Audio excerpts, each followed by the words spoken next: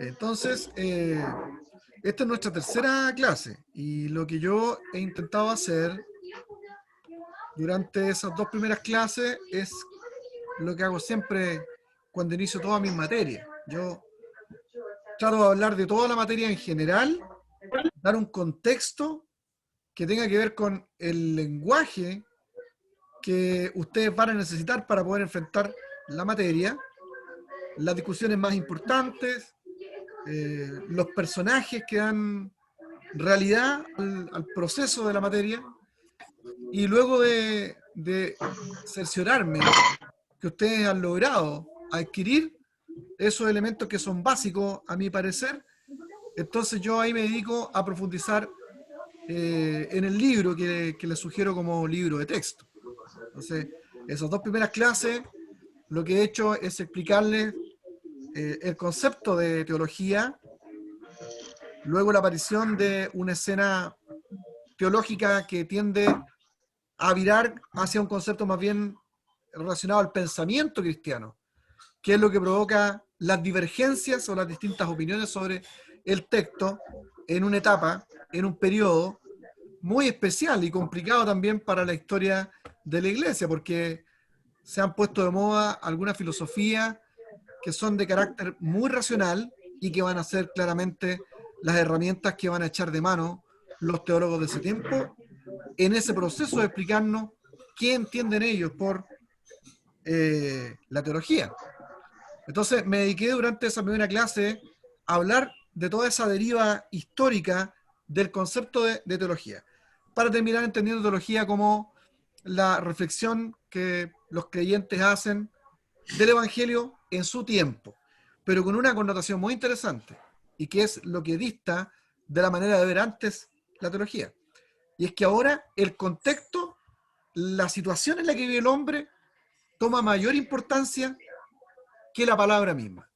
Esa es la novedad que da origen a las reflexiones contemporáneas.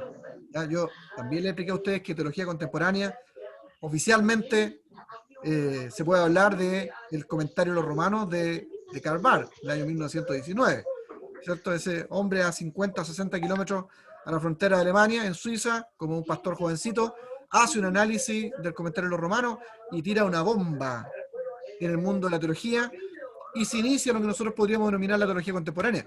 Pero estas discusiones habían partido 200 años antes, desde que Emmanuel Kant justamente influenciara con su pensamiento racional o racionalista a los pensadores de su época, entre ellos los teólogos, que están haciendo nueva reflexión en torno a lo que ellos entienden por teología. La teología pasa a ser de una disciplina o un quehacer multidisciplinar, que lo que trata de hacer es entender a Dios relacionado con el hombre y el universo, a hacer más bien pensamiento cristiano. La reflexión que se hace de Dios, la reflexión que se hace de Dios, del Evangelio, en el contexto nuevo que se vive. Entonces, y eso va a tener una trascendencia tremenda y va a dar origen a escuelas de pensamiento, porque claramente el contexto que vive el hombre va a determinar mucho la manera en que uno va a interpretar la Biblia. Eso es lo que se conoce como giro hermenéutico, y que es el centro justamente para poder entender qué es lo que es la teología contemporánea, la teología que está cerca de nosotros, la manera en que se piensa el Evangelio cerca de nuestra época. Eso denominamos nosotros teología contemporánea. ¿Ya? Entonces, el contexto va a ser gravitante, es como un giro. Antes no, pues antes el centro siempre estaba en Dios, en considerar que la Biblia es la palabra de Dios, tiene plena autoridad, y por tanto la palabra de Dios leída por nosotros, interpretada desde la misma Biblia, norma nuestros actos, nuestra manera de ver el mundo, nuestro enfoque de la familia y todo lo que nos rodea.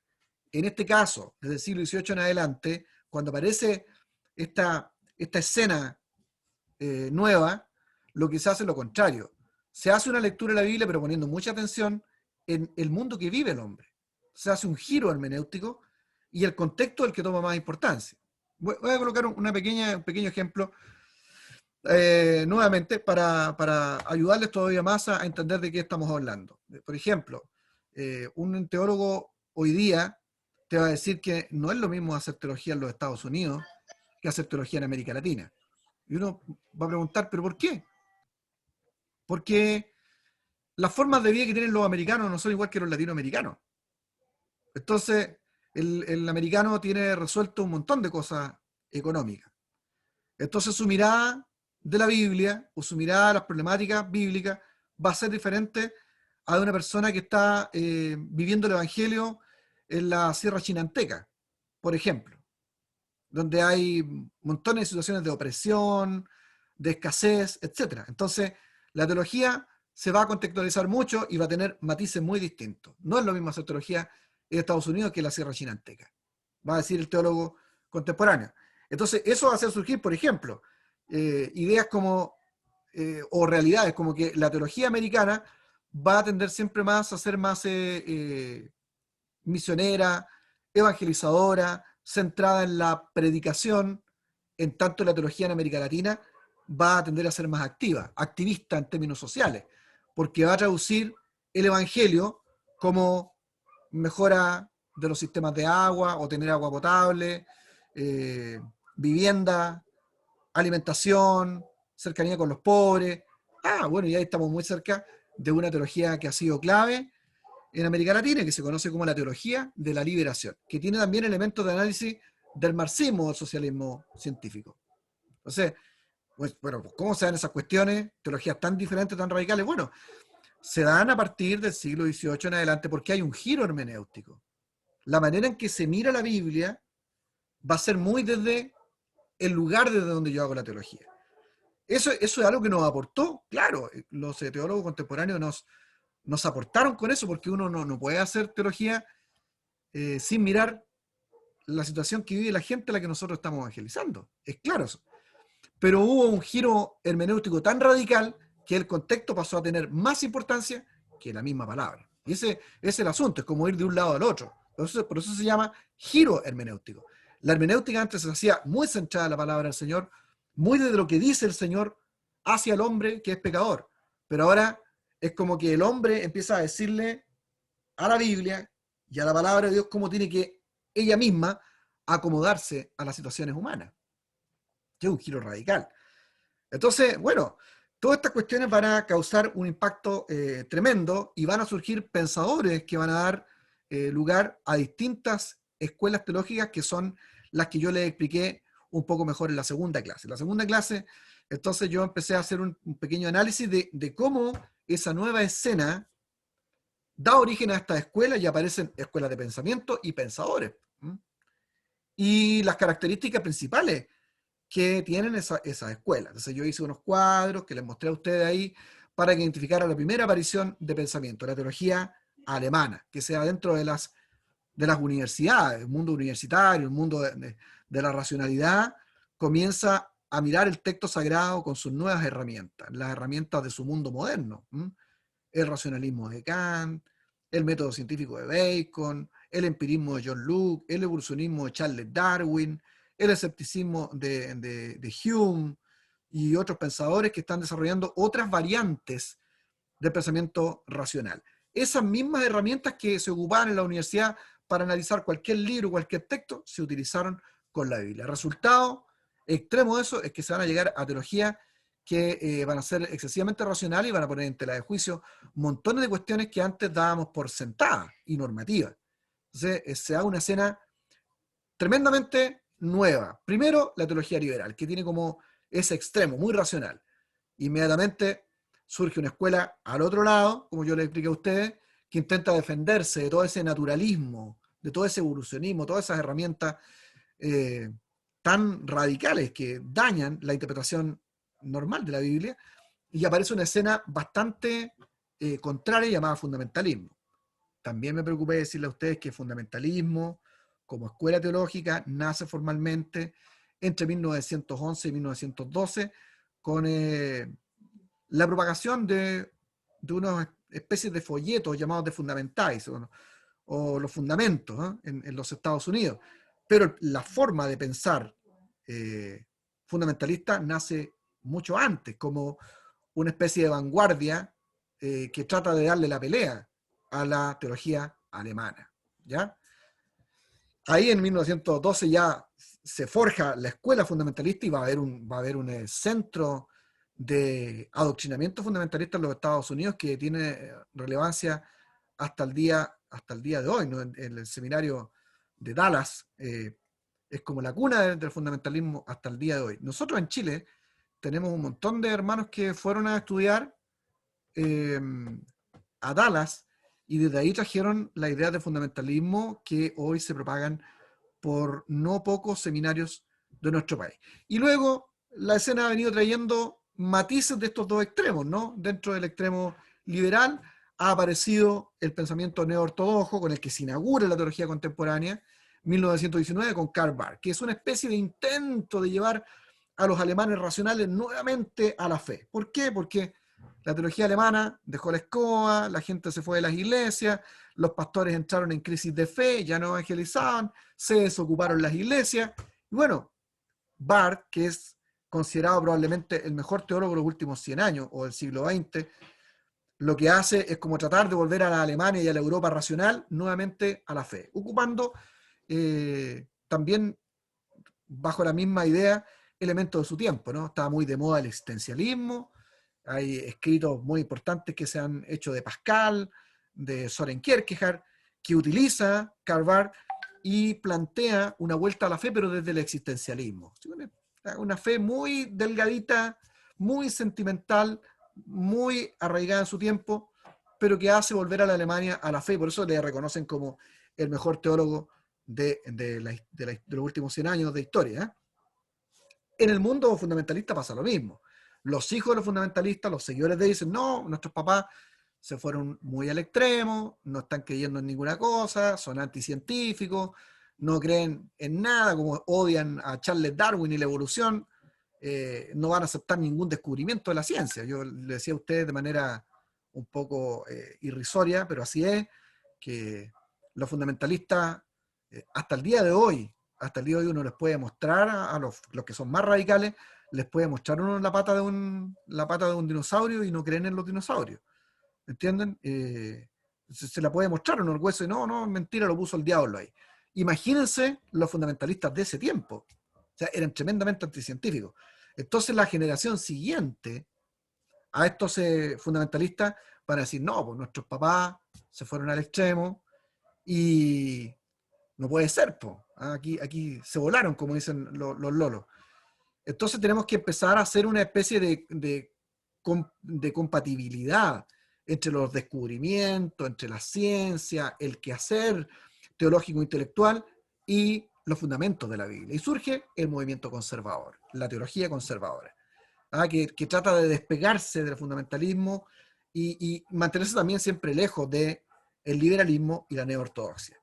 Y ya ahora para la década del 50, del siglo XX, y sobre todo entre el 70 y el 80, ha aparecido como una teología de conciliación al medio de ella, que es muy parecida al pensamiento que tiene este seminario, el que ustedes están estudiando, que se conoce como neoevangelicalismo, que surge en los Estados Unidos, en probablemente la mejor escuela de teología, una de las mejores escuelas de teología del mundo, ¿no? Porque los liberales siempre van a decir que son Göttingen y Tübingen, y tal vez algunos años de la escuela teológica que hubo en Leipzig, en Alemania.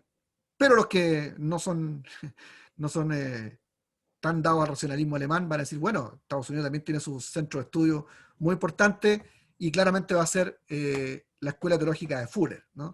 Donde surge justamente esta escena neoevangélica con el alejamiento del fundamentalismo por parte de un hombre muy relevante llamado Billy Graham. Billy Graham, que era un reconocido joven formado por las escuelas teológicas americanas que intentaban golpear al comunismo de aquel entonces, que era un anticomunista él. Luego él, al recorrer el mundo como evangelista, se da cuenta que los fundamentalistas los están ocupando, que hay un elemento político muy de ultraderecha en los Estados Unidos, y él se empieza a alejar naturalmente del fundamentalismo, se acerca a los conservadores, y en una etapa de mucho estudio, influenciado por pensadores nuevos que más, son más estudiosos, más académicos, pero todavía evangélicos, como el caso de Carol Hokenga, Donald Bloech, Bernard Ramp. Él llega a ser el promotor de esta nueva escuela llamada neoevangelicalismo, que surge ahí en la escuela de Fuller, se va a hacer muy fuerte, ¿eh? Y que va a tener como vanguardia de su pensamiento una revista muy importante que existe hasta el día de hoy, que es como la vanguardia del neoevangelicalismo, se conoce como Christianity Today. Eh, yo sé muy bien esta historia porque creo que yo les conté a ustedes que yo pertenezco a una denominación que siempre estuvo muy ligado al neoevangelicalismo, la escuela más querida por el mundo de la Iglesia del Pacto en los Estados Unidos es la de Fuller. Y ahí nosotros hemos tenido, varios de los directores que ha tenido Fuller son miembros de la Iglesia del Pacto, ahí en los Estados Unidos. No sé si es una novedad para Marta y para Carlos, que son cercanos a la Iglesia del Pacto, pero porque nosotros tuvimos misioneros en América Latina que no eran eran grandes misioneros, pero no grandes académicos. Eh, Y Yo, no eran, yo, sí, adelante, yo Carlos. estoy, yo ahorita estoy estudiando en Fuller Mira, qué interesante. y está Juan Martínez, está Ajá. Dani, que era el presidente del pacto en las iglesias de los Estados Unidos. Hay como 3 o 4 gentes ahorita latinos que me da gusto que están Ajá. ahí liderando en Fuller. Sí, sí, muy bien, Carlos.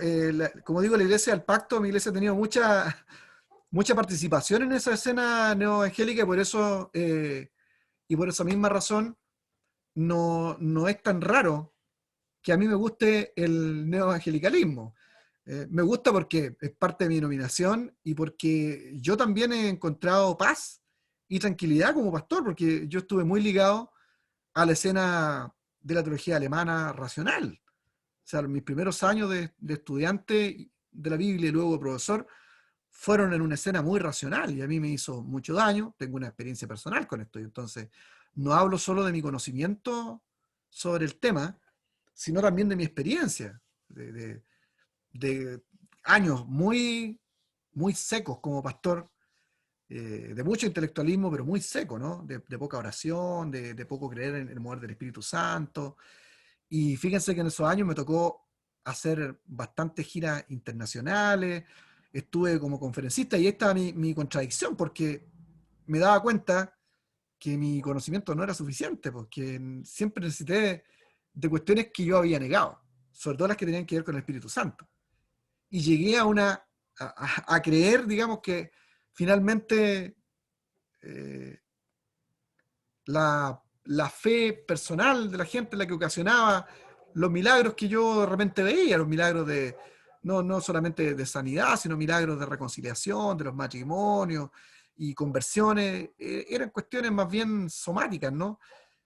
Y así me mantuve predicando y yo me arrepiento de esa escena, pero estaba muy mal porque así me tenía la teología liberal.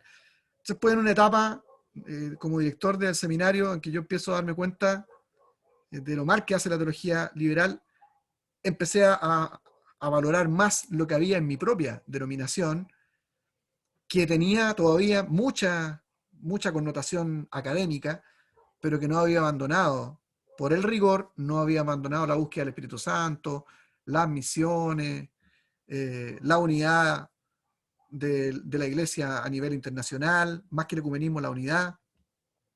Y bueno, estos últimos 9, 10 años han sido para mí muy buenos en mi vida teológica, porque he logrado, pienso yo, encontrar cierto equilibrio y, y se me han abierto puertas para ayudar a la iglesia, que es justamente lo que yo pienso que Dios me llamó finalmente. Entonces, veo también que esta es una experiencia de alguien chiquitito como yo nomás, sí, pero imagínense en un hombre tan relevante como Billy Graham, porque Dios lo está usando en América Latina y en Estados Unidos y todo el mundo. Él encontró que ese centro era muy bueno. Entonces, la teología neoevangelicalista, con su sede ahí en Fuller, en muchos pensadores de esa escuela, lo que van a hacer es una mezcla de rigor académico, ciencia, conocimiento, filosofía, arte, todas esas cosas encachadas, las ciencias humanas, las ciencias sociales, las ciencias auxiliares de la historia, pero sin abandonar los elementos de la fe cristiana y tomando como centro siempre la Biblia como normativa, como palabra de Dios autoritativa y no el juicio que el hombre hace de ella, sino el juicio que la Biblia hace acerca de nosotros. siempre poniendo ese centro. Entonces, mucha cuestión académica, mucho conocimiento, rigor, pero el elemento básico aquí es que si no se está moviendo el Espíritu Santo en la vida de la iglesia, no pasa nada.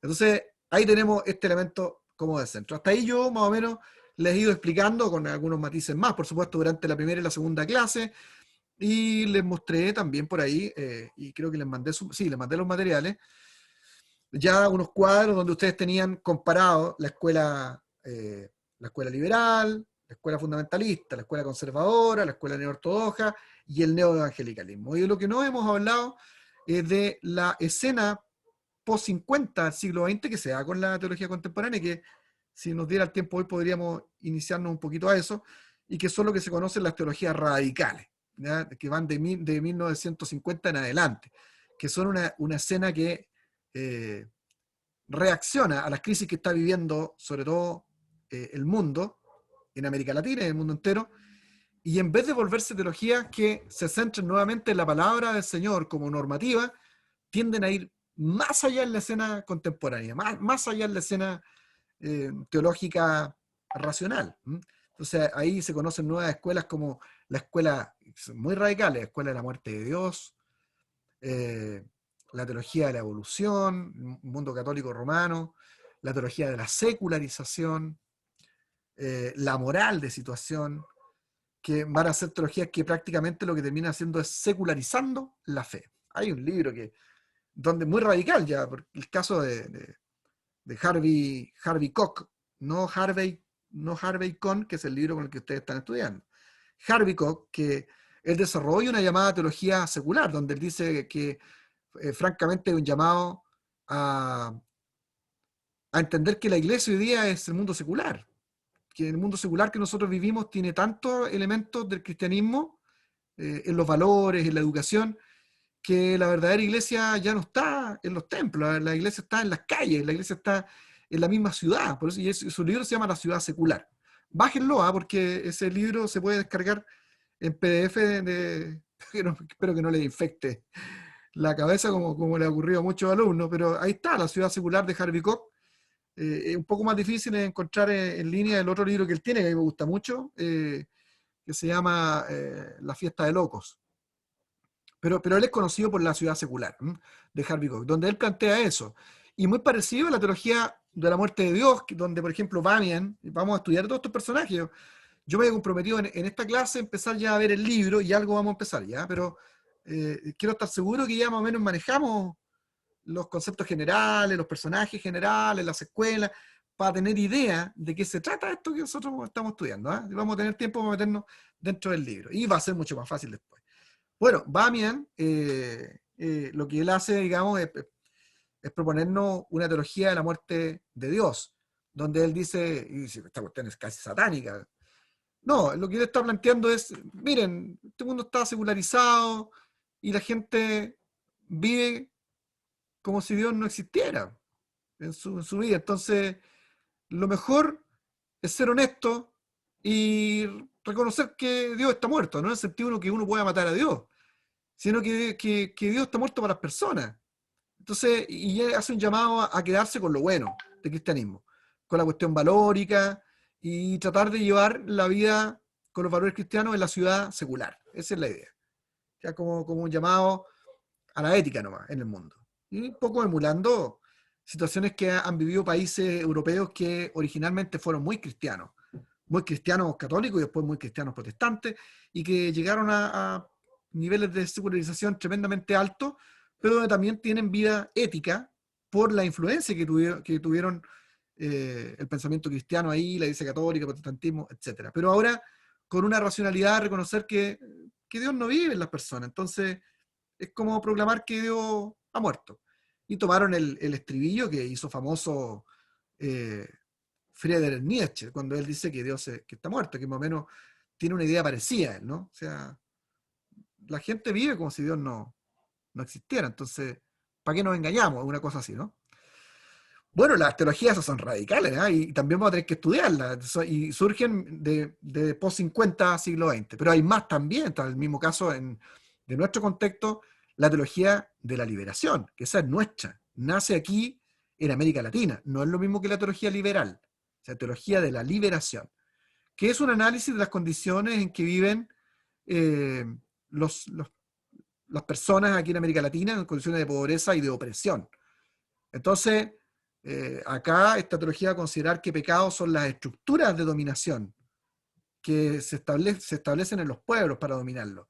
Y el trabajo de la iglesia y de la teología y de la palabra de Dios es liberar de esas estructuras de opresión a la ¿Ya gente. van a usar las armas, pastor? Bueno, hay una, como dice Harold, hay Me una, acuerdo que leí una vez a un cura, Camilo Torre, creo que era el nombre de Colombia, ¿ya? que era un referente de la teología de la liberación, pues y él hablaba a eso. El pueblo se tenía que armar, tenía que luchar contra, digamos, el poder y cosas por el estilo. Bueno, sí, hay mucho que hablar de esto, ¿ah? Mm. Y si ustedes me dan un Ese poquito curita pertenece a la FARC. A la FARC. Ese curita es de la FARC. Ah, mira. Ya, perfecto. No me queda la menor duda. Si ustedes me dan un poquito de hilo a mí, yo capaz que ni termino haciendo teología contemporánea con el libro, porque hay muchas cosas que hablar aquí también que tienen que ver con cuestiones políticas, históricas que han pasado cerca de nosotros y que algunos de nosotros también hemos vivido, porque yo también estuve cerca de ese mundo de la teología de liberación durante bastantes años, porque ustedes saben que a mí me gustaba el marxismo. Entonces, bueno, son muchas cosas de las que los hijos de Dios nos tenemos que arrepentir a veces, ¿no? Pero bueno, el asunto es que la teología de liberación ha llegado a tener matices muy extremistas. ¿M? Y como dice Harold, donde pastores y sobre todo curas católicos dejaron la sotana por una metralleta, ¿no? Que es el caso de Ernesto Cardenal, el poeta nicaragüense, famoso poeta nicaragüense, que le tocó guerrear con el frente sandinista, ¿cierto? En contra de la familia Somoza. Sí, una dictadura de ultraderecha apoyada por los Estados Unidos, claramente, que data desde la década del 40, 30, 40 del siglo XX. Muy Y amigo de Fidel Castro.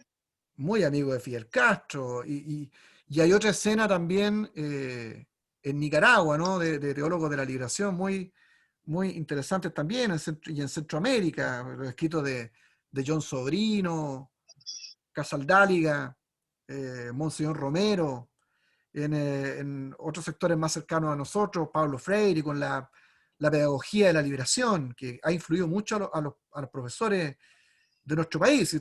Uno de los gremios más politizados en Chile, por eso te digo, si me dan cuerda yo voy a terminar hablando de otras cosas, pero el gremio en Chile, el gremio de los profesores, el colegio de profesores, está tremendamente politizado. Es uno de los gremios más politizados y de la izquierda y ultraizquierda. ¿Y por qué? Porque la teología freiriana ha influido mucho en la llamada escuela liberadora. ¿Mm? Y yo como pedagogo también estuve muy metido en ese tema y por eso sé lo que les estoy diciendo. ¿Mm? Se entiende la educación como un arma de liberación. Y ahí estamos, Pablo Freire. ¿Ah? Y otros clásicos de la teología de liberación como Gustavo Gutiérrez, peruano. Tuve la fortuna de estar también allá en Perú algunas veces, donde está viviendo la Hardy, está ahí, ¿cierto? Hardy en Lima, yo conseguí en el Museo de Historia Natural de Lima, hay una biblioteca interesante donde tienen venta de libros y los libros más famosos ahí son los de Gustavo Gutiérrez, porque es un escritor peruano, famoso. A él se le da como originador de la teología de liberación. Y tiene varios libros y están todos a la venta y son bien baratos ahí. Oye, Hardy, tenéis que ir a los libros que tengo de la teología de liberación, que son los originales, los tengo en mi biblioteca, los compré ahí en el Museo de Historia Natural de Lima. ¿Eh? Y bueno, y ojo, esa escena de la teología de liberación también muy cercana a Chile, porque la mayoría de estos personajes también estuvieron en Chile. O sea, Pablo Freire, él estuvo trabajando acá en época de la reforma agraria. Toda la etapa previa a la unidad popular. Estuvo acá Freire trabajando acá, trayendo su idea de liberación. Y curiosamente Gustavo Gutiérrez también estuvo aquí en Chile en esas épocas más complicadas de la izquierda, estuvo estudiando aquí en Chile Gustavo Gutiérrez. ¿Mm? y el otro brasileño, ¿cómo que se llama? Se me olvida. ¿Paulo Freire? No, este es Paulo Freire, y el otro brasileño igual. Ya, pero ya me voy a acordar el nombre del otro teólogo. Tengo Pastor Luciano, una consulta. ¿Y quién originó como persona o individuo digamos, la teología de la liberación? ¿Cómo? Porque uno siempre... ¿Quién originó la teología de la liberación como personaje o como individuo? Porque yo he escuchado muchas referencias de Brasil, bueno, Nicaragua, pero no tengo claridad de dónde nace propiamente tal la teología de la liberación. Lo mismo que nos pasa con la teología contemporánea, porque oficialmente tiene su origen en el comentario de los romanos de Karl Barth, pero nosotros decimos que tiene una escena mucho anterior. Lo mismo pasa con la teología de la liberación, como una de las teologías radicales del pensamiento contemporáneo. Surge oficialmente, de mi particular punto de vista, con los escritos de Gustavo Gutiérrez, este personaje. Ya. Gustavo Gutiérrez, ese libro no traje allá. Compartir la palabra de Gustavo Gutiérrez, pero está Teología de la Liberación de Gustavo Gutiérrez, Hablar de Dios, del sufrimiento del inocente, un análisis del libro Job, de él también muy interesante que leí un poco más joven. Pero origina mucho antes, Harold, porque los referentes que utilizaron los teólogos de la liberación, de la teología de la liberación, fueron teólogos alemanes justamente de la escena contemporánea racional. Entonces, sobre todo tú siempre en los escritos de los teólogos de la teología de la liberación vas a encontrar trazos del pensamiento desde Kant, o sea, desde Kant en adelante, y sobre todo de la moral de situación de Joseph Fletcher, ideas de Dietrich Bonhoeffer vas a encontrar ahí. Entonces, los teólogos europeos dan el sustento ideológico para la aparición de esta escena de teología latinoamericana. Pero sí que hay que reconocer que es teología de acá. O sea, es el valor que tiene, que es nuestra. ¿Ya? Leonardo Hoff, el brasileño, ¿no? Leonardo Boff. Boff, perdón. Leonardo Boff. Sí, Pastor Daniel González. Muy bien. Leonardo Boff. Famoso por... son muy románticos. Son personas que, por ejemplo, dejaron usar cosas de oro, que yo uso mi pura argolla de matrimonio, que era una cosa chiquitita. Yo me hice un compromiso nunca tener un anillo tan vistoso, pero fue una cosa personal.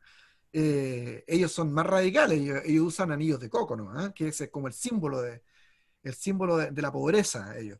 Y han hecho cuestiones interesantes que también la Iglesia Evangélica tiene que atesorar. Si en todas estas teologías nosotros vamos a encontrar cosas que son de la Biblia, que son bíblicas y que nos pueden enseñar a nosotros. O sea, el problema siempre es el extremo. Si yo me como toda la teología liberal, me muero. Si me como toda la teología fundamentalista, me muero. Pero nada más voy a encontrar cuestiones interesantes. Y la teología de la liberación también. Ellos nos han enseñado a nosotros que tenemos que ser bastante más compasivos con la pobreza que está a nuestro alrededor, po. Y que Jesús se esmeró por estar cerca también de los pobres y cuidarlos mucho. Entonces imagínense una iglesia como la nuestra, que trabaja en los sectores poblacionales, con tanta gente pobre, que no tenga sensibilidad para ir más allá de la palabra, que es lo más importante, estoy de acuerdo con eso, a atender necesidades que son urgentes de las personas, es malo. Entonces ahí la teología de liberación nos recuerda la importancia que tiene eso, esa escena. Entonces, en todas estas teologías, uno va a encontrar cuestiones que son importantes. Y eso es lo que vamos a intentar hacer en nuestro curso. ¿Eh? Bueno, ahí tenemos un análisis más o menos general de lo que es la teología contemporánea, toda esta escena de escuelas teológicas y cómo nos van a ayudar a entender un poco mejor el Evangelio y a tener cuidado con irnos a los extremos. En la entrevista que le hice el sábado al doctor César Vidal, yo lo dejé que hablara y se tirara como loro, porque este hombre es así, puede apretarle el botón nomás, puede hacerle play, y uno va a aprender un montón de cosas. Y quisimos hacerle con el pastor Luis Reyes, la pregunta que hizo él estaba completamente preparada, o sea, ustedes como nuestros alumnos tienen que entender que nosotros queríamos que él nos diera su opinión sobre lo que él consideraba este proceso de resurgimiento de la teología liberal dentro de los seminarios chilenos, como una de las causas justamente del alejamiento de nuestros cuadros ideológicos hacia los sectores más de ultra izquierda. Los seminarios en nuestro país han estado muy influidos por las teologías liberales. Entonces ahí él lo dijo claramente, sí, el problema es que esta gente se ha comprado esta teología que tiene mucho tiempo, y él lo dijo con una frase media, ¿cómo puedo decir?, peyorativa, pero que no deja de tener bastante razón. Él dice, no son cuestiones nuevas, esto está pasado a naftalina, y es verdad, pues sí, la teología del siglo XVIII ya tiene 200 años y ya tenemos un montón de razones para decir que es teología que le hace mal a la iglesia. O sea, yo no conozco, y no la van a encontrar ustedes, ninguna iglesia evangélica, cristiana, que haya crecido con ideas de teologías liberales. Y de hecho, esto es lo que voy a decir, yo lo digo con mucho respeto, con mucho cariño, ¿eh? Porque yo respeto mucho, amo y reconozco el trabajo que hacen las iglesias históricas. Y tengo grandes amigos ahí. Pero vean ustedes, la teología liberal o las teologías más liberales y las radicales tienen asiento mayormente en las iglesias históricas, no en las iglesias libres y en las iglesias pentecostales. Tienen asiento en la iglesia histórica. ¿Por qué?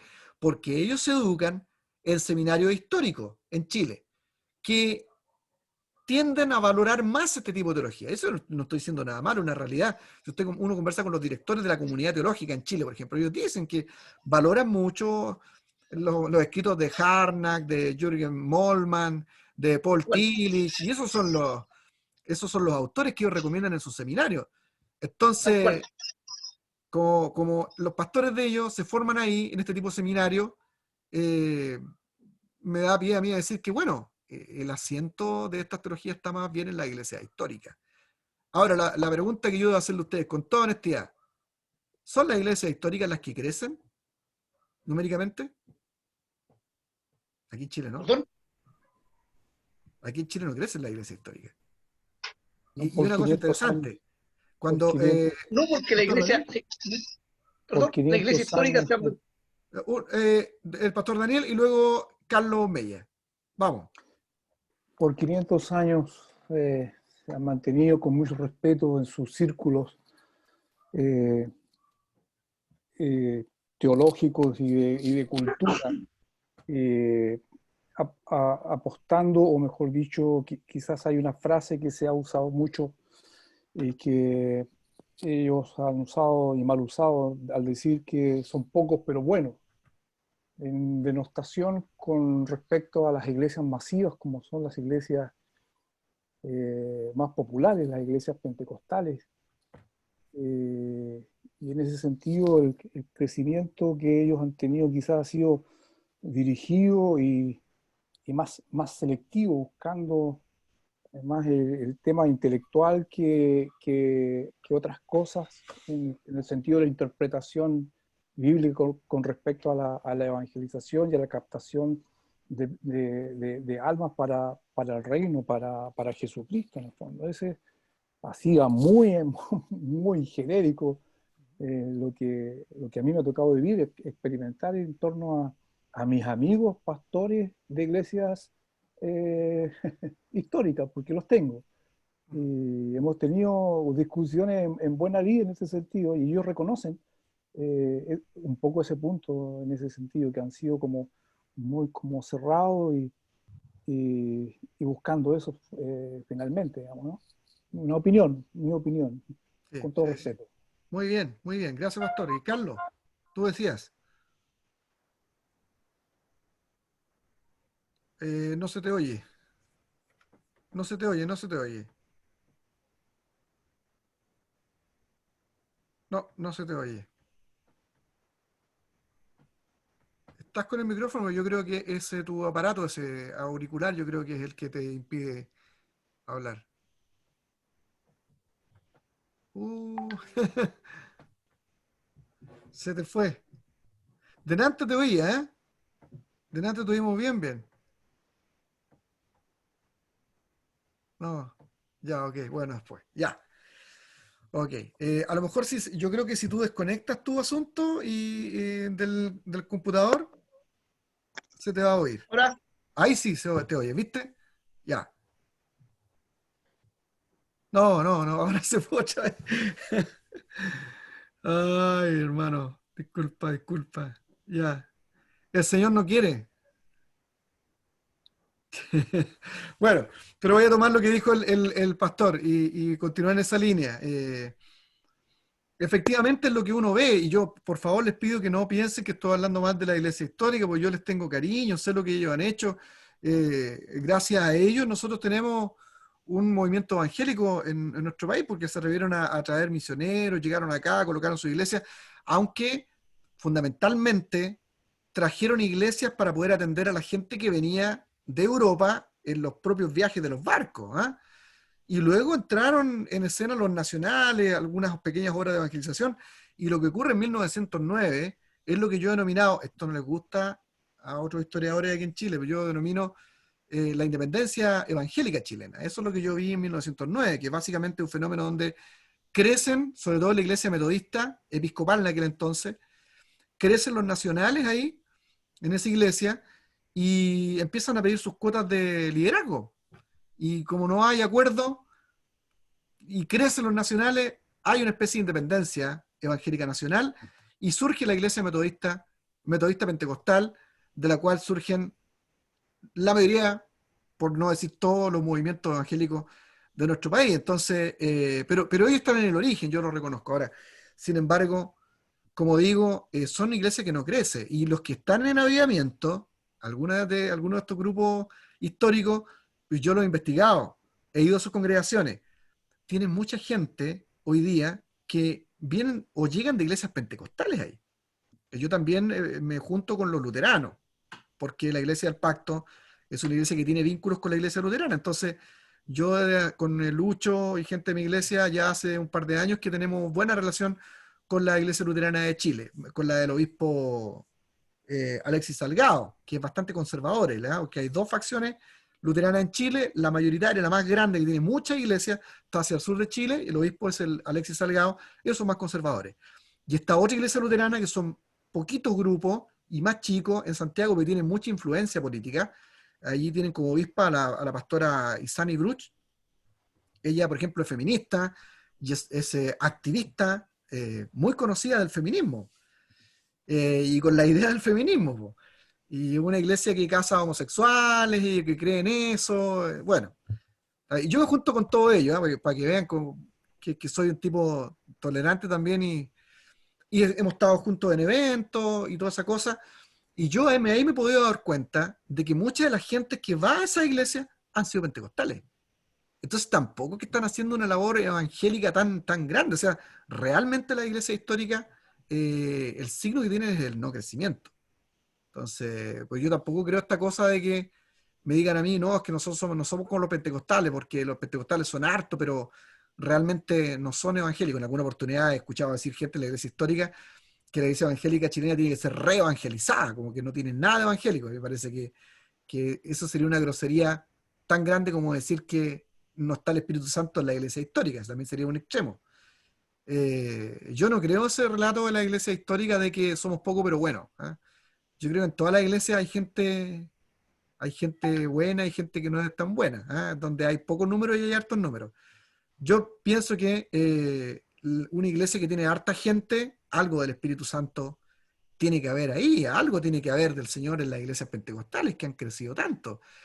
Yo vengo de la iglesia metodista pentecostal y me tendrán que perdonar ese pecado, ¿cierto, Pastor Daniel? Es una broma esa. Pastor Daniel es pastor metodista pentecostal. ¿Me escucha ahora? Sí, ahora sí. Tuve que no, lo que yo quiero acotar es lo siguiente, porque el tema está importantísimo. Yo soy miembro de una iglesia histórica. Sí, yo sé, Carlos. Sí, yo soy episcopal. Ajá. Lo que pasa, nosotros no salimos a buscar al hermano. Esa es la parte que nosotros estamos fallando. En cambio, el hermano pentecostal sale a buscar al hermano a la calle. Nosotros en ese sentido somos más conservadores, somos más encerrados. Nuestra Eucaristía es muy diferente a la Eucaristía que tienen los hermanos pentecostales. Entonces yo creo que ahí está el problema. Pero ¿qué es lo que ocurre con los hermanos pentecostales que vienen a la iglesia histórica? Porque con el respeto que se merecen los hermanos pentecostales, de repente son muy desordenados, pues. Entonces hay gente que se cultiviza, estudia, crece y se da cuenta que las cosas son un poquito más ordenadas y van en busca de la iglesia histórica. Yo lo veo desde ese punto de vista. con No, los sin años duda. que llevo. Sí, sí, sin duda uno va a encontrar cosas que son súper positivas como esas que tú dices y otras más que tiene que tener la iglesia histórica. Hay gente muy educada, son bastante respetuosos, son gente tolerante. Yo pienso que esos son todos valores que son buenos.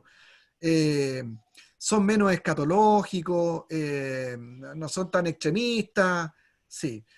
Pero la iglesia pentecostal tiene otras cosas buenas, porque la iglesia pentecostal es tremendamente activista, está Exacto, comprometida, le gusta justamente. la oración, le gusta la evangelización, la búsqueda del Espíritu Santo.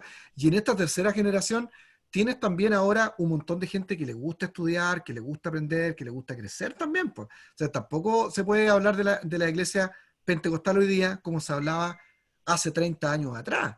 Entonces, pero bueno, ahí está el asunto. Es un tema largo. Claro, el asunto es que la teología liberal o la teología que tiene más corriente de interpretación de las herramientas hermenéuticas del siglo XVIII está más presente en la iglesia histórica. Y claramente esa debe ser una de las razones de por qué no está ese fuego, po.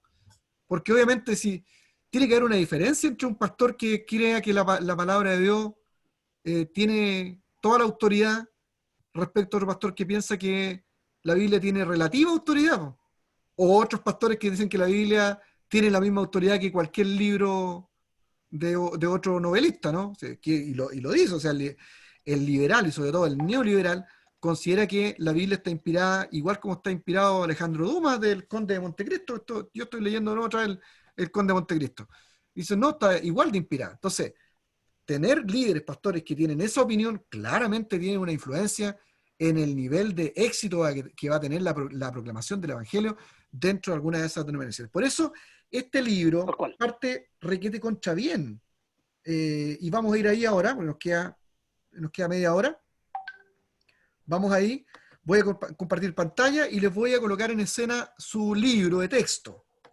Y yo lo que hice fue remarcar algunas cosas que me parece interesante, para ustedes cuando empiecen a leer, porque ahora tienen que leer el texto, mucho, ¿eh? Les voy a dar yo una segunda tarea, y para hacer estas tareas, a diferencia de las clases que tuvimos antes, ustedes necesitan leer el texto. No van a poder responder las preguntas si no leen el texto. Entonces, la idea mía ahora es que ustedes vean con qué acercamiento necesitan mirar el libro de texto.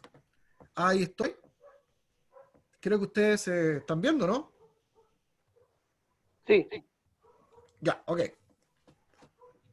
Ok, fíjense, miren el prefacio. Este autor, Harvey Cohn, parte diciendo que es el movimiento ecuménico con el hecho de que este autor esté de acuerdo o no esté de acuerdo con el movimiento ecuménico. Ese movimiento nos recuerda que nosotros como movimiento estamos divididos, ¿cierto? Pero esta división, dice él, que no tiene que ver mucho con la cuestión denominacional, porque la división denominacional no es tan relevante como la división que surge dentro del movimiento evangélico en torno a las ideas que se tienen acerca de Cristo. Ese es el asunto. Él dice las divisiones mayores dentro de la iglesia cristiana no son las que separan a presbiterianos y metodistas, bautistas y episcopales, ¿cierto? Lo que muchos han dado en llamar denominacionalismo. ¿Por qué razón? Porque fíjense que no es tanto problema que nosotros estemos juntos aquí estudiando. Y somos de distintas denominaciones. ¿Se dan cuenta? Aquí tienen un pecador de la iglesia del pacto, por acá está el pastor metodista pentecostal, hay un episcopal, ¿cierto? Hay otros pentecostales, qué sé yo, de distintos grupos, y nosotros no tenemos problema, ¿no? En realidad no hay una división, pertenecemos a denominaciones distintas. Entonces lo que él dice, parte diciéndonos que la verdadera diferencia se encuentra en el concepto que uno tiene acerca de Cristo y de la Biblia, ¿ah? Entonces él cita al famoso teólogo presbiteriano Gresham Machen, de quien les voy a pedir la biografía. Para la próxima clase, una de las tareas es que hagan la biografía de J. Gresham Machen. Él dice que es la división que separa no una forma de cristianismo de otra, sino una religión de otra. Es la división que separa el cristianismo de lo que Machen llamó con renuencia liberalismo, aunque opinaba que naturalismo es un término más descriptivo para referirse al liberalismo. es la decisión respecto a Jesucristo, ¿cierto? Que divide al cristiano del no cristiano, el creyente en Jesús del creyente en Confucio. ¿Vamos? ¿Qué está diciendo con esto este autor? Que el tema de la teología contemporánea es la que nos permite a nosotros ver cuáles son las diferencias que realmente hay dentro del movimiento evangélico. Y no tienen que ver con este denominacionalismo del que estoy hablando yo, sino que tienen que ver con las doctrinas de las teologías contemporáneas que toman asiento dentro de las iglesias. Eso es lo que realmente nos divide. Es una división respecto de lo que uno considera respecto de la Biblia. ¿La Biblia es la palabra de Dios con completa autoridad sobre el hombre? ¿O la Biblia es un libro que nos ayuda, pero que está al mismo nivel de otros libros? ¿Quién es Jesucristo para usted? ¿Es un rabino, un maestro que enseñó muy buenas tesis que han servido para la humanidad? ¿O es el Dios de la historia que realmente resucitó de la tumba al tercer día? Uno podrá decir, pero a ver, ¿de qué estamos hablando? ¿Cierto? Estamos hablando de que hay teologías que vamos a estudiar nosotros ahora que, por ejemplo, creen que Jesús no se levantó de la tumba. Claro, eso estamos diciendo. Estamos diciendo entonces que hay seminarios en nuestro país que enseñan teología y hay profesores que aceptan estas teologías como verdaderas. Claro, eso estamos hablando. De eso estamos hablando. Y él es muy interesante en su prefacio, Harvey Cohn, porque está defendiendo el movimiento evangélico. Es lo que piensa que está defendiendo el cristianismo de algo que es otra religión. Porque la gran diferencia es creer que Jesús es el Señor de la historia, es Dios, y de personas que consideran que las ideas de Confucio pueden ser puestas al mismo nivel de Jesucristo. Porque hay dentro del movimiento interreligioso, o del movimiento ecuménico que dio paso al movimiento interreligioso, que consideran al mismo nivel toda la religión y que en toda uno encuentra algo de Dios, o vamos a encontrar la expresión del Señor en términos universales. Eso va a marcar la diferencia, una diferencia rotunda entre cómo nosotros hacemos vida evangélica, y de eso se trata. Y es por eso que uno puede encontrar tanta radicalidad cuando alguien es capaz de expresar esto que yo les estoy diciendo a ustedes, porque esto casi nunca se dice. Voy a dar un pequeño ejemplo. Cuando entrevisté a César Vidal es muy duro, ¿eh? Él dijo, yo lo puedo entender, que las editoriales evangélicas vendan literatura de tal o cual personaje, y él mostró ahí el nombre de un teólogo. Yo no lo voy a dar porque a mí no me gusta hacer eso que hizo el profesor Vidal, con todo el cariño que yo le tengo a él. Pero él tomó unos textos y habló de unos personajes que son famosos y que son de una línea de seminario más bien con ideas, o que aceptan más las ideas de la teología liberal. Y él dice que están socavando y trayendo verdadero veneno a la iglesia. Bueno, eso es lo que está diciendo este libro. Eso es lo que marca la diferencia entre nosotros los creyentes. No la denominación en la que vamos, sino el tipo de doctrina que tenemos respecto de Cristo, respecto de la Biblia y respecto de los milagros. Ese es el asunto. Eso es lo que marca la diferencia. Entonces, sí, aquí hay personajes que consideran que Jesucristo no es Dios. Claro, por supuesto. Consideran que la comunidad cristiana tuvo que solucionar el problema de la muerte de Cristo en la cruz con el levantamiento del mito del Jesús Dios. O sea, sí, claro, pues eso dice la teología alemana. Eso dice la teología liberal. Entonces, yo puedo entender ahí a personajes como César Vidal que dicen, bueno, esta cuestión es completamente venenosa.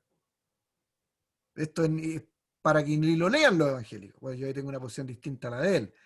Yo creo que justamente por esa razón es que hay que tener cursos de teología contemporánea que nos permitan nosotros conocer la escena de teología contemporánea, valorar lo bueno que puede haber ahí.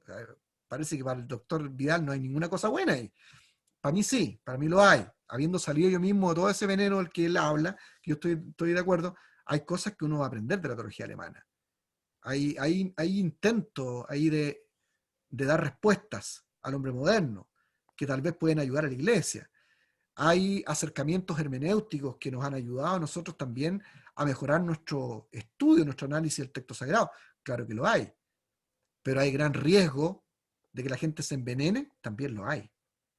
Entonces, la mirada, eso es lo que yo quiero que ustedes entiendan, la mirada que tengo yo como profesor y como pastor, es que nosotros debemos saber bien de qué se trata esta teología, conocerla en la mayor profundidad que nosotros podamos para dar buenas respuestas, sobre todo porque en los seminarios tiende a ponerse de moda este tipo de teología y es muy atractiva, ¿eh? Es muy atractiva porque le da al estudiante, y es lo que yo no quisiera que les pase a ustedes, como cierto estatus de intelectual, de saber. Y el diablo trabaja muy bien con esa cosa, con eso de hacernos sentir que nosotros somos grandes teólogos, que lo sabemos todo, que nuestros pastores ya quedaron chicos porque no apenas saben leer y nosotros ya estamos estudiando la teología alemana.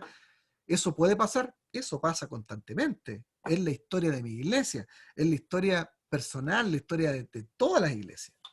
Muchos hermanos van a los seminarios bíblicos con el firme deseo de aprender a predicar, de aprender a estudiar la Biblia, a hacer buenos sermones, y al cabo de 4 años no creen ni en su abuelita, po. De eso estaba hablando César Vidal. Y yo compro la tesis. Ahora, a diferencia de él, yo pienso que estas teologías tienen que estar presentes también en los seminarios y enseñarlas como parte del proceso de reflexión que ha tenido la iglesia a través de todo el tiempo, pero con una mirada evangélica, con una mirada pastoral, con la mirada de un seminario que lo que pretende es construir pensamiento crítico desde la mirada evangélica. Esa es la diferencia. Yo creo que eso es posible.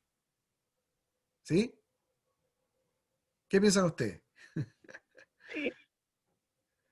Puede dar un poco de temor, claro, porque ahí vamos a rozarnos con este tipo de teología. Imagínense que estos personajes hayan hablado del Sid 11, por ejemplo. Vamos a encontrarnos con ese concepto. Una de las maneras en que estos grupos trataron de explicar el hecho de que no creían que Jesucristo fuera un Mesías divino, realmente Dios encarnado en la historia, fue a través del concepto alemán de Sid 11. Ellos dicen, no, lo que pasa es que ellos no fueron mentirosos, no quisieron engañarnos al inventar la idea de un Jesús divinizado, sino que lo que pasaron ellos es un momento psicosocial. Así se define el Sid 11 alemán. Ese es un concepto de la teología alemana. El Sid 11. ¿Qué es eso? Bueno, estaba tan golpeada la comunidad cristiana por la muerte de su Mesías, de que resolvieron de manera psicológica esa problemática y trataron de buscar en el Antiguo Testamento textos que pudieran aplicarse a los eventos que vivió Jesús de Nazaret como profecía. De tal manera que ellos levantaron al Jesús hombre a la categoría de Jesús Dios, pero no lo hicieron porque eran malas personas, sino que lo hicieron porque estaban enfermos de la cabeza, estaban mal, quedaron mal psicológicamente. Entonces, ese tipo de cuestiones cobraron mucho sentido dentro de los círculos de la teología liberal alemana, y estudiantes de 4 o 5 años en estos seminarios que no estudien estas teologías como teologías que se deben conocer con sus puntos de vista y contrastarlas a las otras teologías y a la teología bíblica, sino que las han enseñado en estos seminarios como la teología aceptable. Si ese es el problema, es como la teología aceptable, como la verdad, como la idea de que, bueno, un cristiano maduro debe empezar a saber eso, pero no tiene que afectarte tu fe. Eso me decían a mí mis profesores. Yo tuve profesores extremadamente liberales, con los que yo aprendí teología. Y eso decía mi profesor. Oye, pero ¿por qué te tiene que afectar esto a la fe? ¿Por qué te tiene que afectar la fe esto? ¿Ah? Y yo, claro, queriendo ser un hombre maduro, siendo un mocoso, estudiante de la Biblia, 7 o 8 años apenas estudiando la Biblia, claro, decía, no, ¿cómo me va a afectar esto a la fe? Y yo era un pastor de joven y pastoreaba mi iglesia, pero pasados los años, los efectos que tuvo el llegar a creer en un momento que el Señor de mi vida realmente era un invento, que era un problema del City Leven de los apóstoles, claro que caló en mi forma de ver la vida, de ver la religión, y finalmente hice agua en mi fe. Y yo soy uno de los reconversos y uno de los que se salvó de esto. Entonces, claramente hace daño, ¿no? Álvaro, creo que te vi ahí queriendo pedir la palabra. Sí, Pastor, yo solamente, bueno, quería acotar dos cosas. De acuerdo a la entrevista del doctor César Vial, me pareció igual un poquito exagerado el tema cuando él habló de los libros que no había que leer. Yo tuve la oportunidad de leer la Biblia, bueno, la leí un par de veces, pero en una oportunidad leí a Riri y en otra oportunidad leí la Biblia de Choquel, de Luis Alonso Choquel, que no sé si usted ha Sí, escuchado. claro. Ya, Luis Alonso Choquel, sí.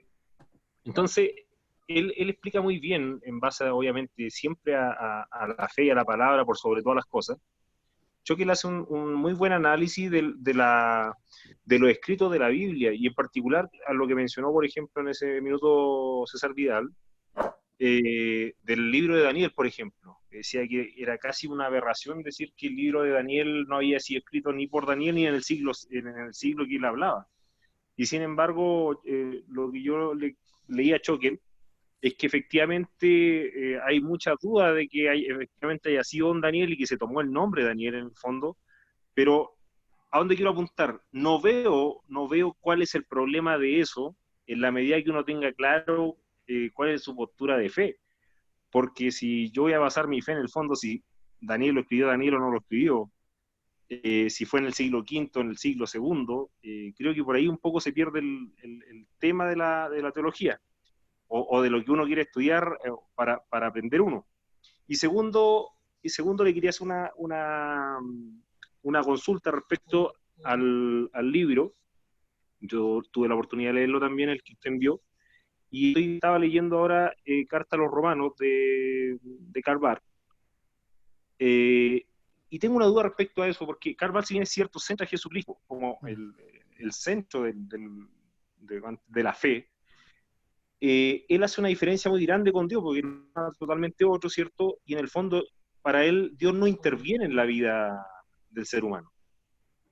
Entonces, mi pregunta es, porque eso no ha llegado todavía a eso, quiero ver en qué parte enlaza el tema de que Jesucristo sí interviene en la vida del ser humano, porque Dios, según Barth, no lo hace.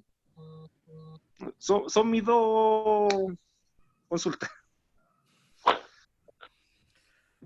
Bueno, eso va a ser gravitante en 2 años, 3 años más para ti si sigues en la iglesia, si resuelve o no resuelve ese problema, por ejemplo. Si enlaza o no enlaza, po. Si ese es el asunto. Porque partamos por el comienzo. El análisis que hace César Vidal respecto de esta teología es la cuestión clave de la alta crítica alemana, ¿cierto? Así se conoce se conoce el método de interpretación de la teología alemana, alta crítica, también conocida como crítica literaria, ¿sí? Y es una crítica que lo que intenta hacer de manera principal, y que es, como te vuelvo a decir, es el panel de artillería de la teología alemana, es siempre desacreditar la fecha de composición de los libros de la Biblia y las paternidades de los libros. Ese es el primero, tiene que salir como una cuestión clave. No discutamos ahora si te tiene que afectar o no te tiene que afectar la fe. Yo creo que te va a afectar. Yo pienso que eso es lo que hace realmente. Ahora, no estoy diciendo con eso que uno deba ponerse en la posición que parece que se puso César Vidal. No sé, tendría que hablar más profundamente con él. Pero eso es lo que se entendió, como que ni siquiera lean esto, no lo tomen ni en cuenta. Yo no estoy en esa posición. Yo creo que uno que tiene que analizarlo. Ahora, personalmente, yo estudié con los textos de uno de los profesores que yo tuve, que es muy inteligente. Yo pienso que es el mejor recopilador, uno de los mejores recopiladores de América Latina. Él se llama David Miranda, fue mi profesor durante unos 8 años, David. Sin pensamiento propio, solo un recopilador, gran recopilador, y ya bastante en el pasado ya, muy desfasado. Pero él hizo algunos libros de recopilación sobre el Antiguo Testamento utilizando su análisis alemán, porque a él le gustaba la teología alemana. Y una de las críticas que yo siempre le hacía, que el problema que tenían sus análisis es que sus aplicaciones pastorales siempre iban a ser las mismas, exactamente las mismas. Porque no puedes tener tú las aplicaciones pastorales que tú haces cuando tú confías en las paternidades o en la autoría de los libros, o por lo menos que están cerca, o que gran parte de los escritos pertenecen a ellos, no tienen que ser completamente de ellos. Tú vas a tener otro tipo de implicancias bíblicas que son útiles para la vida, para el corazón del creyente. Cuando tú desnaturalizas la fecha de composición de los libros al extremo de la teología alemana, al extremo del análisis y la alta crítica, cuando tú desnaturalizas la fecha y las autorías, entonces tú terminas prácticamente con todas las aplicaciones pastorales, que es el corpus central de la teología evangélica, que son los elementos de fe. Entonces, los libros eran prácticamente libros copias, y malas copias, del pensamiento alemán.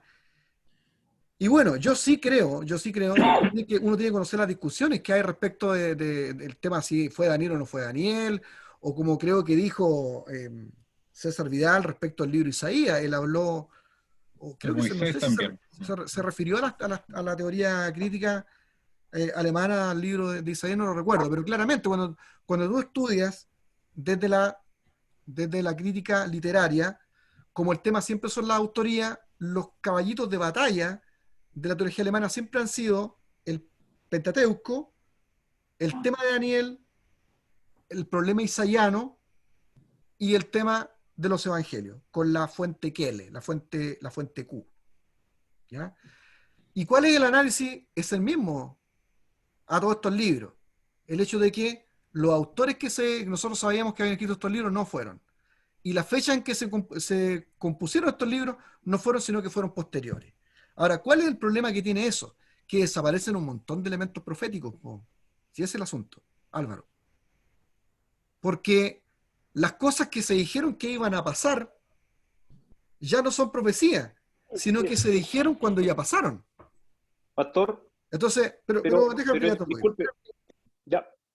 El tema, por ejemplo, pasa tan al extremo con Isaías que ni siquiera ellos se ponen de acuerdo, porque ese es el tema. Hay una teoría del proto-Isaías, que se pone en contra de la teoría del deutero-Isaías, que se pone en contra de la teoría del trito-Isaías, y que se pone en contra de la teoría de los discípulos de Isaías. O sea, ni siquiera ellos se ponen de acuerdo. En el caso del Pentateuco es exactamente lo mismo. No todos están de acuerdo con las fuentes que componen el Pentateuco, que es la base.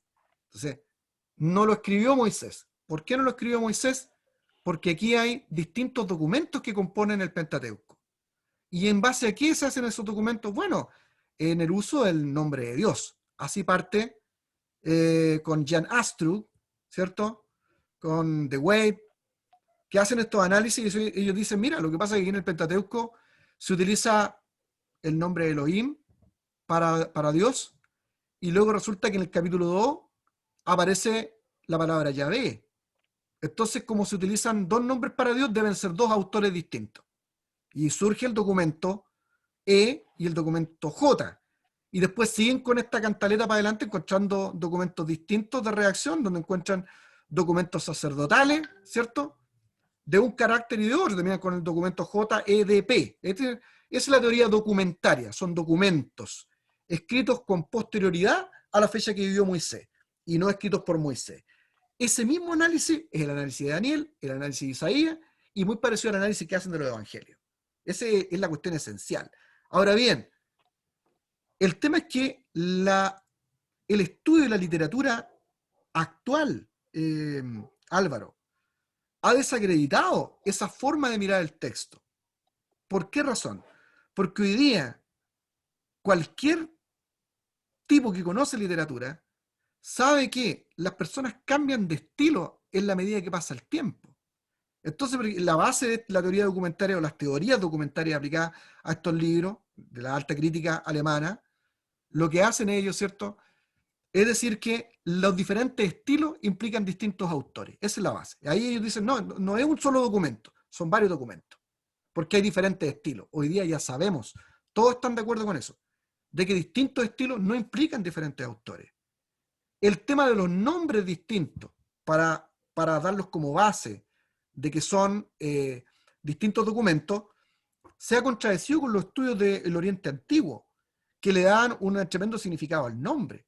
Hoy día cualquier teólogo, por eso él dice, esta cuestión huele a naftalina. No olvide una cosa interesante, que yo sé que fue un poco duro el doctor César Vidal, pero no te olvides que él es un experto en griego. César sí es experto en griego. Y tiene una traducción, tiene un griego interlineal. O sea, mi profesor de teología hablaba champurreado el griego nomás, pues nunca fue bueno en griego. Esa es la verdad, querido Álvaro. O sea, bueno, inteligente todo el tema, pero nunca fue una lumbrera en el griego. ¿Ah? Como yo he conocido en otro tiempo. Yo no soy bueno en el griego, pero sí he estado cerca de gallos expertos en griego. Uno de ellos de mi propia iglesia. Ganador del premio de la revista Christianity Today, experto en griego en el Nuevo Testamento. Ya les dije, les hablé acerca de él a ustedes, que son un par de libros que se tradujeron acá al español. Caperuso el griego. Entonces, estos tipos que sí saben griego te van a decir lo que yo te estoy diciendo, que esas cuestiones ya se resolvieron hace mucho tiempo. Por eso es que el tema de la teología alemana, con la alta crítica, que es la cuestión estrella del siglo XVIII, que da origen a la teoría documentaria, a los análisis del libro de Daniel, a los análisis de Isaías y a los análisis de los evangelios, están pasados de moda. O sea, era muy lógico, cualquiera te va a decir hoy día que el escritor de el Génesis, para mí, Moisés, no de todo, por supuesto. Ahí yo no me voy al extremo. No todo. Hay partes que claramente no las pudo haber escrito Moisés, pero yo tengo la convicción de que la gran parte o la obra original del Pentateuco tiene que haber sido de Moisés. De hecho, los mismos críticos alemanes dicen ellos, mira, esta cuestión no la escribió Moisés, pero la tuvo que haber escrito un genio. ¿Qué genio? Bueno, los genios que escribieron todos estos documentos, el JEDP. ¿Y dónde están esos genios? No están. ¿Y dónde están los documentos? ¿Qué antecedentes hay de que estén esos documentos con los cuales se formó el Pentateuco? No es que no se han encontrado, pero al hacer la crítica literaria, con ese enfoque análisis que tenían ellos en el siglo XVIII, al leer el Pentateuco, se supone que están ahí.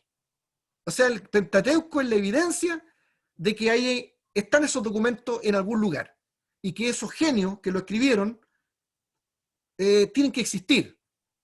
Raro, porque el personaje genial que tenía la razón para escribir ese texto, que hace análisis de una persona que es testigo ocular de las cosas, no podía haber sido otro tipo que Moisés, educado en la casa de Faraón, en la mejor biblioteca del mundo de aquel entonces. ¿Quién otra persona que tenía el interés, que era el genio y tenía todas las capacidades para hacerlo, pudiera haberlo hecho? Moisés. Entonces a mí me dicen, pero bueno, ¿y qué valora usted de la crítica alemana, de la alta crítica? Bueno, yo valoro que justamente con ese tipo de crítica puedo llegar a entender que muchas partes del Pentateuco no las escribió Moisés y hay mano de redactores de siglos posteriores, yo estoy de acuerdo con eso, pero no me diga que me compre el cuento de que toda la teoría documentaria es real, o que aquí hay personajes que nosotros no conocemos y son genios desconocidos que no están, y que no estando esos documentos antiguos, están presentes ahí en el Pentateuco, y que luego esa misma teoría yo la aplico al Daniel, a Isaías y a los evangelios. Sí, ese es el problema, querido Álvaro. Es el extremo en el uso, es el adoptar el elemento de análisis del siglo XVIII que ya está desfasado. Y ahí tiene razón, bastante pesado, Vidal, estoy de acuerdo contigo, que está basado en naftalina.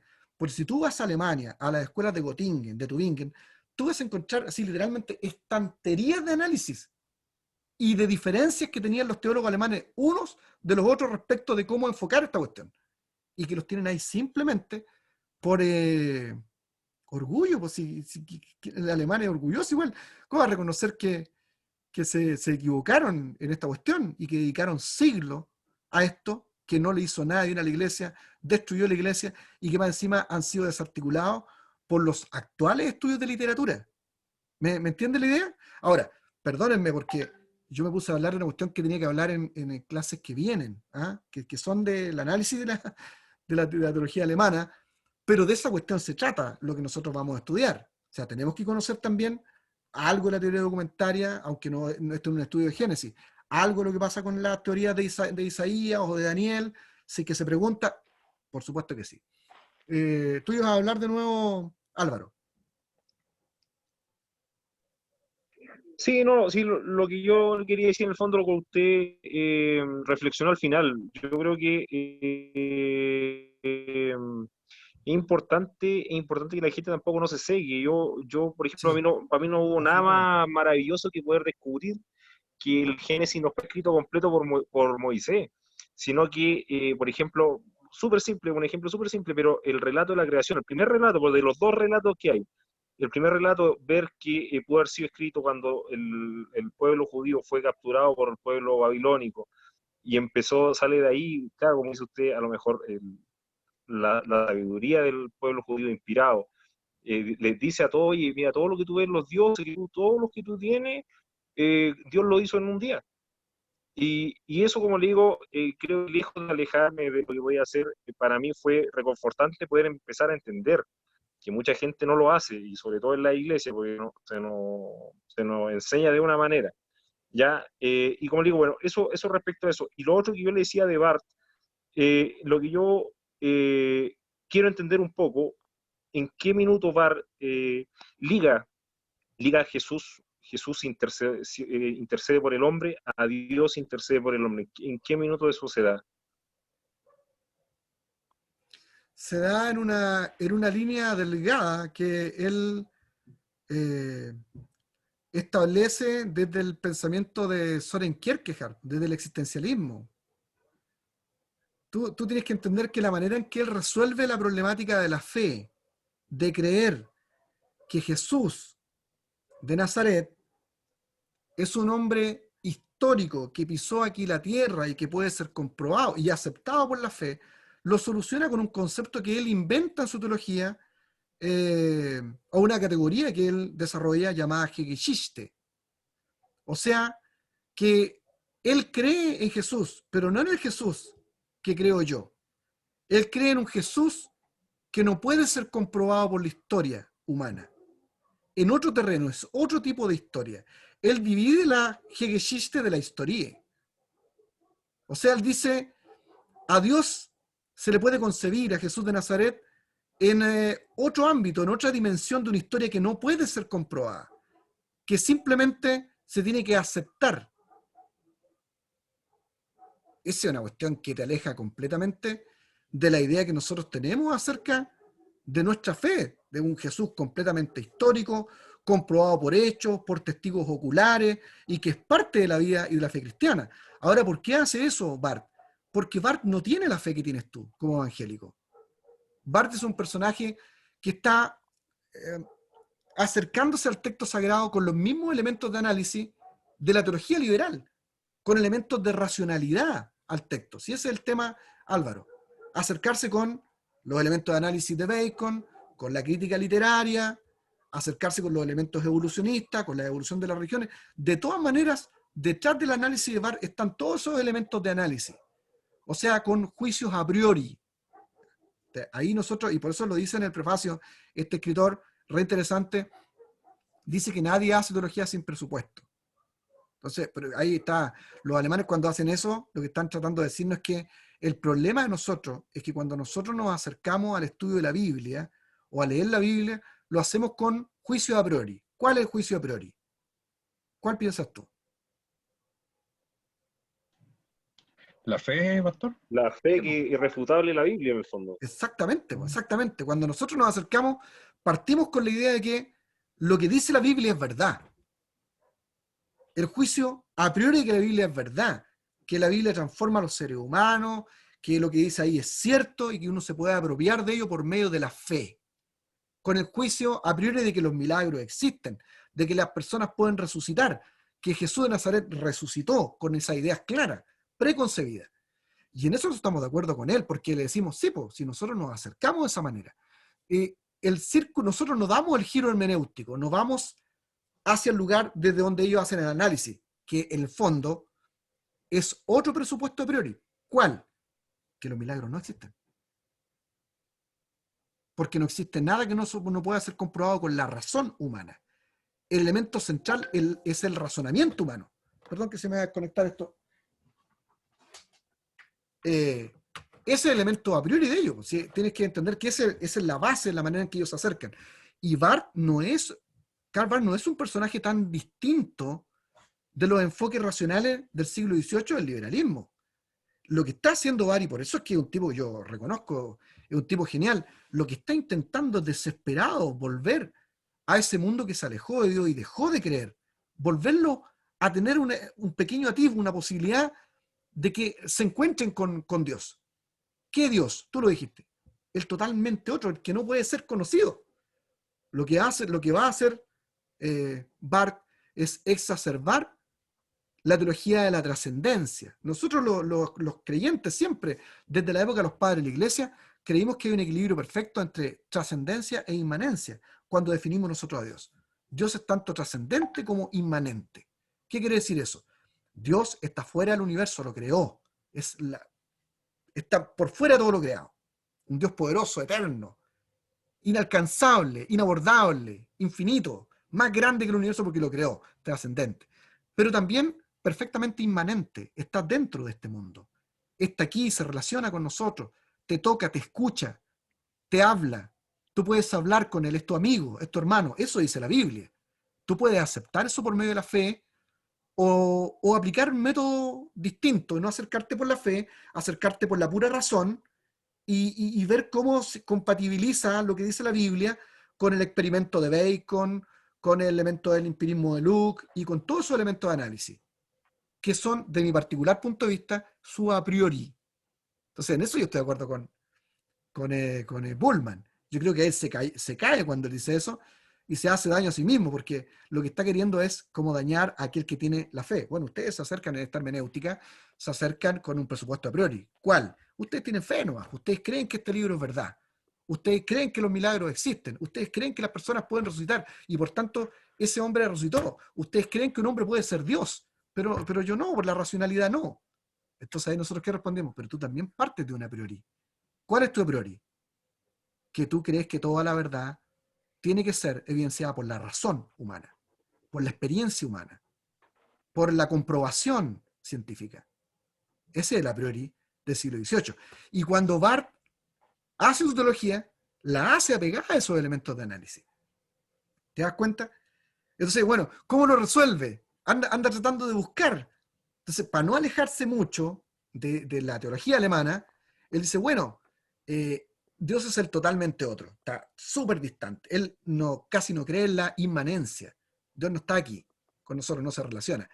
Pero uno puede toparse con Dios a través de una línea delgada, de un encuentro personal existencial, a lo que él denomina la palabra. O sea, el hecho de que en algún momento Dios te permite que tú te encuentres por medio de valga la redundancia, un encuentro existencial, personal, sentimental, yo diría que es casi puro sentimiento, con el totalmente otro. Esa es la línea delegada. Es como yo les he explicado a ustedes ese ejemplo y que usaban los profesores en el seminario hace muchos años atrás, que decían, esta teología existencialista, neortodoxa, se explica cuando uno está escuchando a un predicador y no es la palabra, no es la Biblia, no es el papel, la palabra del Señor ni lo que dice aquí, sino cuando lo que se está diciendo llega a tener sentido para el hombre. Entonces, te hablaron algo que te hizo sentido y tú lo sentiste en el corazón, te tocó el alma, te has encontrado con el totalmente otro. Es un encuentro existencial, personal, único, que no tiene que ver con la normatividad de la palabra del Señor, con que esto sea verdad, eterno y completamente real y divino del cielo, sino con una cuestión que tiene que ver contigo. ¿Por qué? Porque están al otro lado del círculo hermenéutico. Es el hombre el elemento gravitante, no la Biblia, no lo que dice la Biblia, sino el encuentro del hombre. Es completamente antropocéntrica. Entonces, si tú me dices algo que has tenido mucha razón, lo que tú dices aquí es una línea delgada, es casi un no encuentro, es como un encuentro completamente sentimental. ¿Tiene algo de verdad? ¿Tiene algo de realidad? Claro, porque cuando la palabra te hace sentido, tiene el corazón, cuando predica alguien y está inspirado y tú sientes, eso es bonito, te estás encontrando con Dios, sí es real, tiene algo de verdad. Pero mi pregunta es, ¿esa es toda la experiencia religiosa? ¿Esa es toda la experiencia evangélica? Desde el punto de vista evangélico, no. No. Tiene un montón de otros elementos. Entonces, eso es, yo pienso, perdón lo que voy a decir, Álvaro, Alvarito, lo que voy a decir, pero yo pienso que la teología barthiana está completamente sobrevalorada, sobre todo en círculos que son evangélicos, que no tenemos el problema de los alemanes. Para los alemanes les sirve, porque los alemanes no creen en nada, no creen en su abuelita, está completamente perdido en el nihilismo de Nietzsche, y claro, para ellos resulta una tremenda boya para salir del mar, o un tremendo salvavidas para poder flotar. Yo ahí lo entiendo, ahí le damos todos los créditos como el mejor teólogo de los últimos 100 años, en ese contexto. Pero no sé en qué podría valorarse la teología de Barth para nosotros los evangélicos. Porque el tema es el elemento de análisis. Y por eso ténganlo muy claro en las clases que siguen. Porque ahí está la cuestión clave. ¿Desde dónde tú decides hacer tu hermenéutica? ¿De qué parte del círculo estás tú? ¿Tú consideras que la palabra de Dios es normativa? ¿Que ella viene del cielo? ¿Es una verdad externa a nosotros? ¿O vamos al giro hermenéutico y escuchamos a Kant, que es el apóstol realmente de base de todos estos otros teólogos, y que dice, no, la razón es el centro gravitante de todas las cosas. Todo el quehacer del conocimiento se construye en base a la razón humana, y la verdad la encontramos dentro de nosotros, nuestra propia razonamiento, no afuera. Eso te contradice todo lo que es la fe, por lo menos habría que ponerle atención. Estos teólogos alemanes han ido al giro hermenéutico. Comentarios. Oye, ya nos metimos en otra cuestión que no tenemos que habernos metido hoy día, ¿eh? Pero bueno, así se dan los cursos y eso es lo entretenido, que ustedes puedan opinar y cómo lo están haciendo, me parece re bien, porque lo han hecho de manera muy culta igual, muy, muy bonito. Muy, muy agradecido por eso. Pero opiniones, ¿qué creen?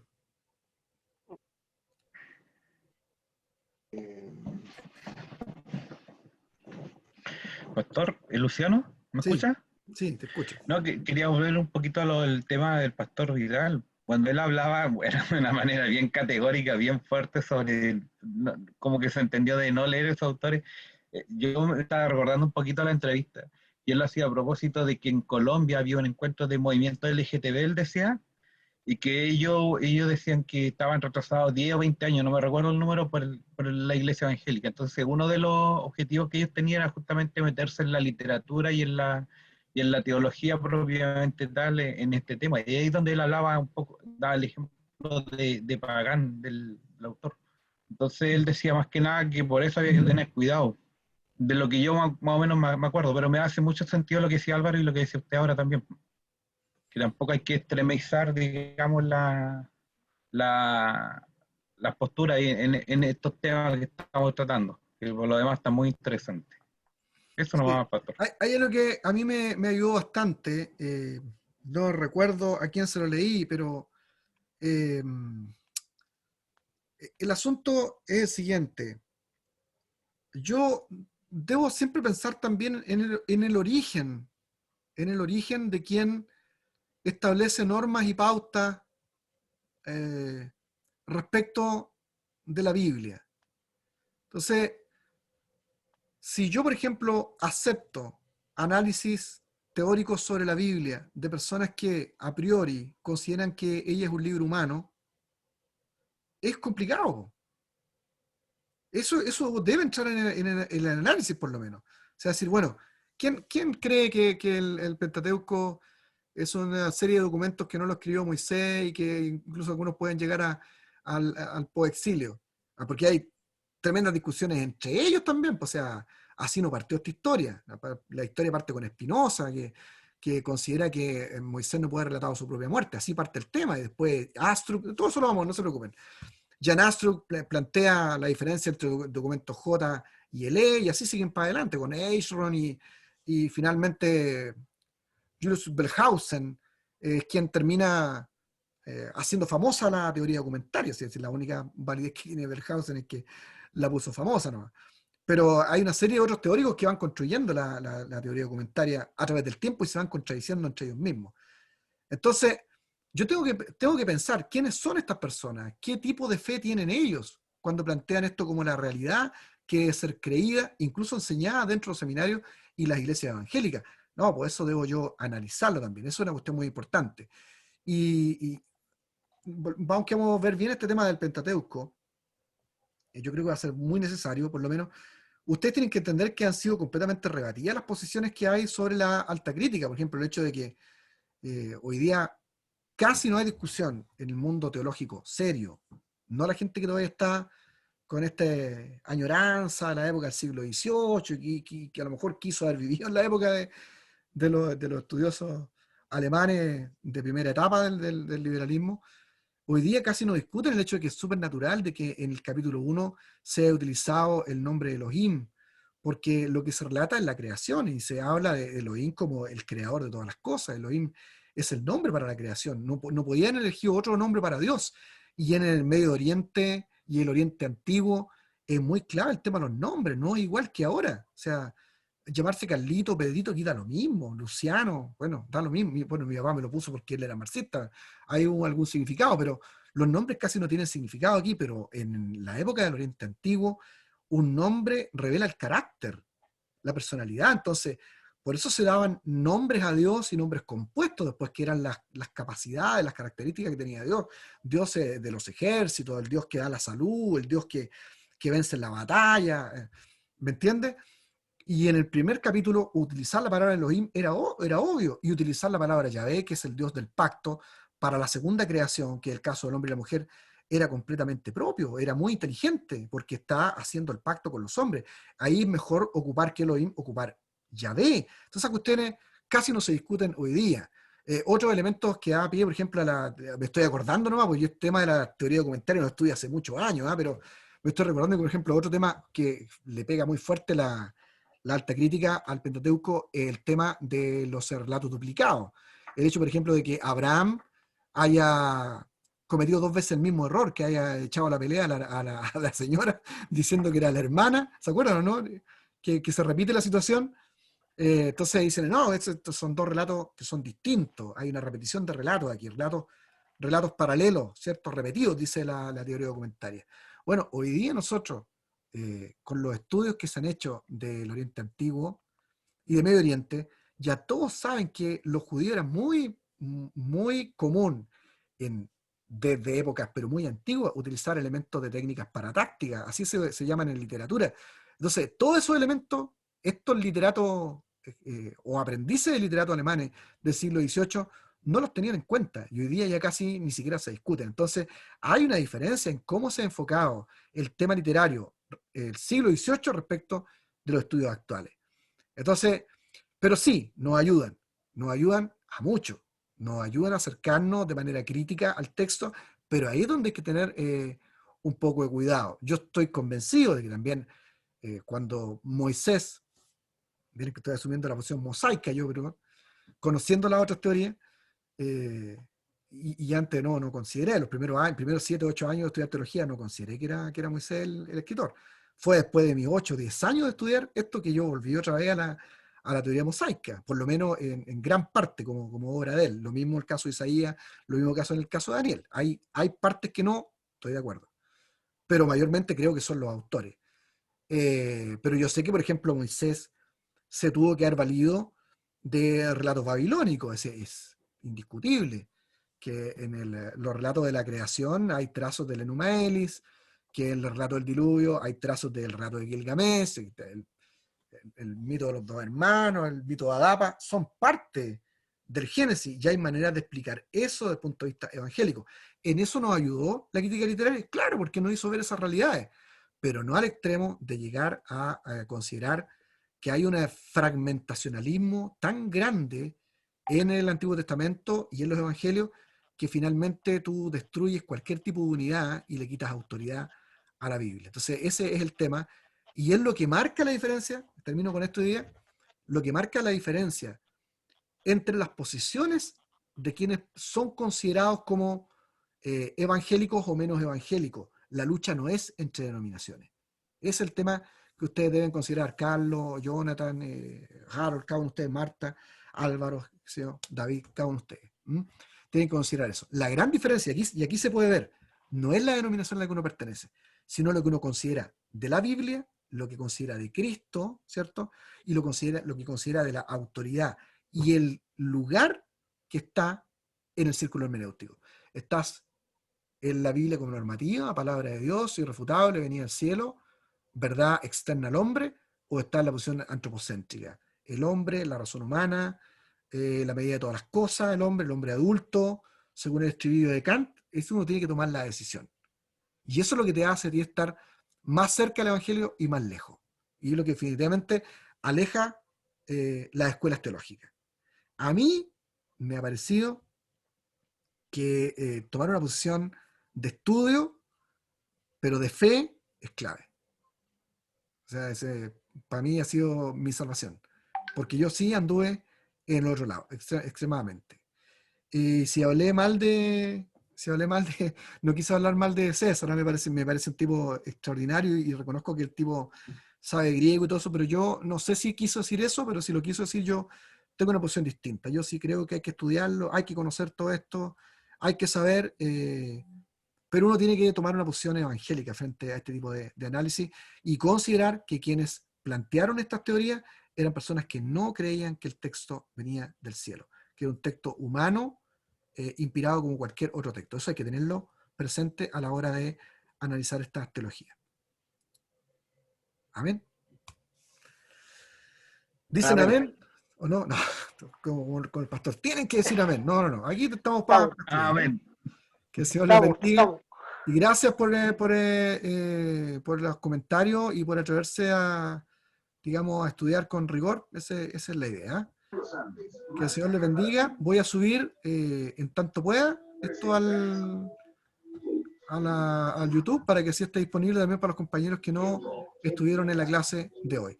Les mando al tiro también la tarea número 2 para ver si al inicio de la próxima clase las revisamos las dos tareas inmediatamente. Pero la idea sería que ustedes de aquí el próximo martes todos tengan la tarea 1 y 2 lista para poder revisarla entre todos aquí, porque eso nos va a permitir ir analizando los 2-3 primeros capítulos del libro. ¿Les parece? Súper. Que el Señor les bendiga. Cuídense. Gracias, pastor. Nos vemos pronto. Gracias. Cuídense del coronavirus. Que el Señor les guarde en sus casas. Igual. Oren mucho al Señor. Chao. Vale. Chao.